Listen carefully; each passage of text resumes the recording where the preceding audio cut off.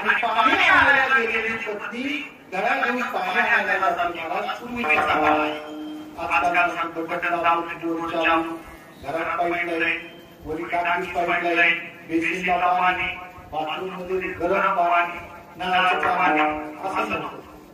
कुठून तरी एवढ्या पाणी आणायचं, नदीतून पाणी आणायचं, वेळ लागायचा. पाणी आणायला महाराज गोरोबा काकांची पत्नी गेलेली, घरात घेऊन गेलेली. घरात घेऊन गेलेली, वेळ आला. सांगितलं होतं मला गोरोबा काकांना, माझं लक्ष ठेवा, सांभाळा, मी येते जाऊ. गोरोबा काकांचा वंश परंपरेने आलेला जो व्यवसाय होता तो मडके बनवायचा. कोणाची बैल बनवायची, गणपती उत्सवाला गणपती बनवायचा, मडके बनवायचे, संक्रांत आली काय म्हणतात त्याला सुगड, ते